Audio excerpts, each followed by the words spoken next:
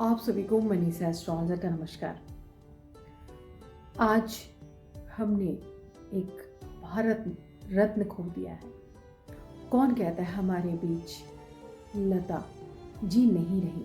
उन्होंने अपनी मीठी आवाज़ में जो अपनी एक छाप हम सबके बीच छोड़ गई है, उसे जीवन भर भुलाया नहीं जा सकता।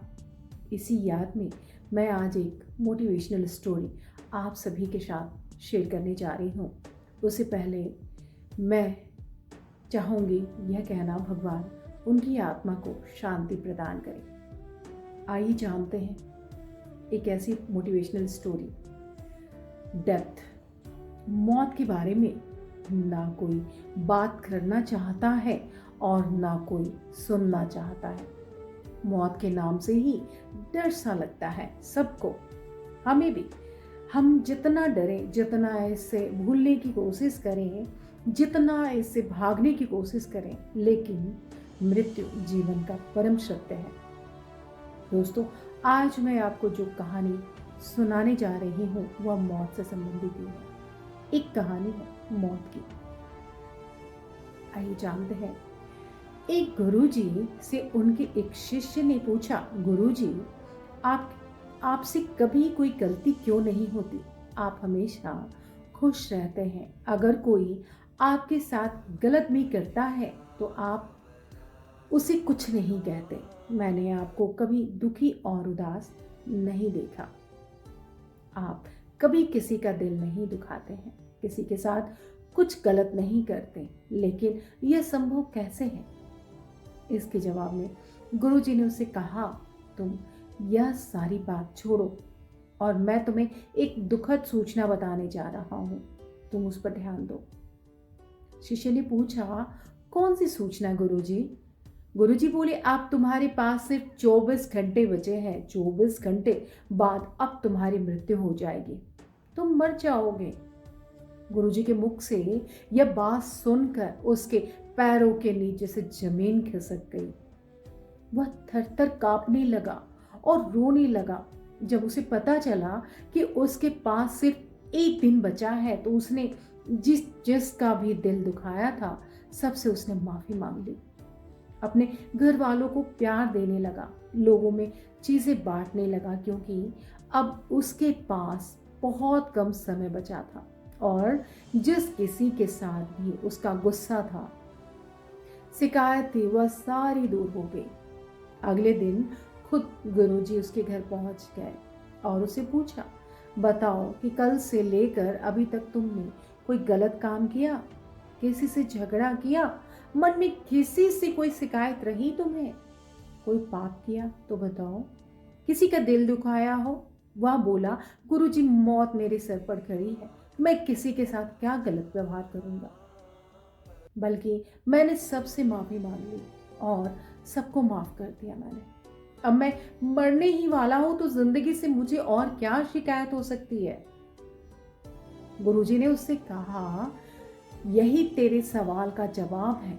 तुमने कल मुझसे पूछा था कि मुझे किसी से कोई शिकायत क्यों नहीं होती, मैं उदास क्यों नहीं होता, मैं दुखी क्यों नहीं होता। इन सारी बातों का यही जवाब है कि मैं अपनी मौत को कभी नहीं भूलता। मुझे यह हमेशा याद रहता है कि मेरे पास लिमिटेड टाइम है। मैं यहाँ कुछ समय के लिए आया हूँ और एक दिन मृत्यु कर मुझसे मेरा जीवन छीन लेगा। तो जो भी समय मेरे पास है बचा है वो मैं रोने में, दुखी होने में, शिकायत करने में, लोगों के साथ गलत व्यवहार करने में क्यों खत्म करूं? जिंदगी में जो भी वक्त मेरे पास बचा है उसे मैं खुश होकर गुजारूं।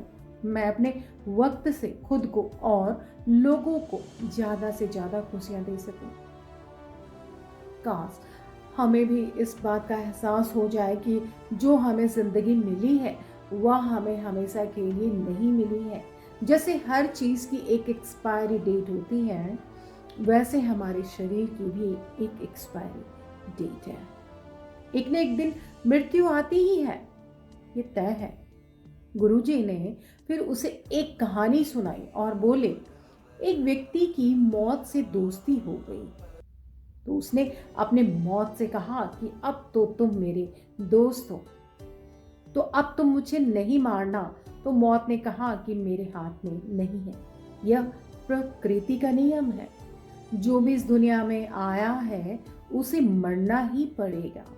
तो उसने कहा ठीक है, अगर तुम मुझे मारोगे ही तो इतना तो कम से कम करना कि जब मेरी मौत का समय निश्चित हो जाए तो उससे पहले मुझे बता देना कि मेरी मौत आने वाली है, ताकि जिंदगी में जो कुछ भी मैं करना चाहता हूँ वह मैं कर सकूं, अपनी हर इच्छा पूरी कर सकूं। फिर मौत ने उससे कहा कि तेरी मौत आने से पहले मैं तुझे चिट्ठियां भेजा करूंगी।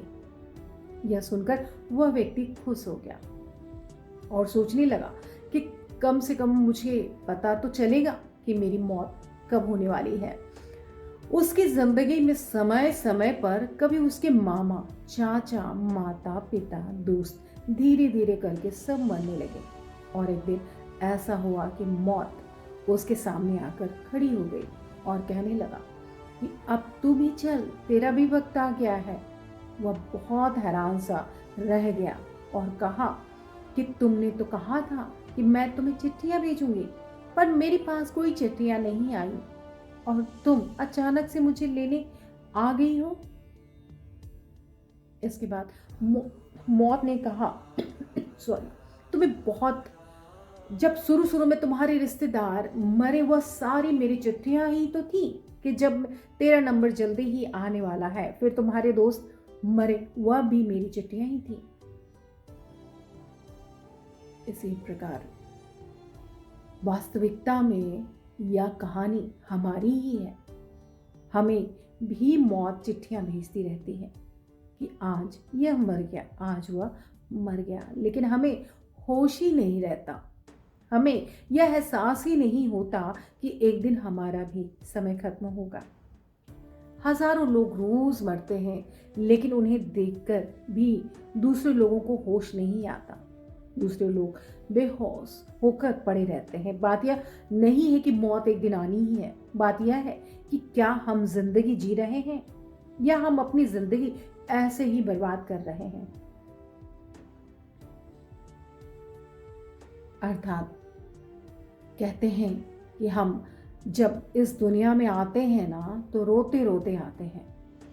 हम तो रोते हैं, लेकिन यह दुनिया हमें देखकर बहुत खुश होती है, बहुत हंसती है। लेकिन हम अपनी जिंदगी में कुछ ऐसा कर जाएं कि जिस दिन हम दुनिया से जाएं हम तो हंसते हंसते जाएं और यह दुनिया हमको रो रो कर याद करती रहे।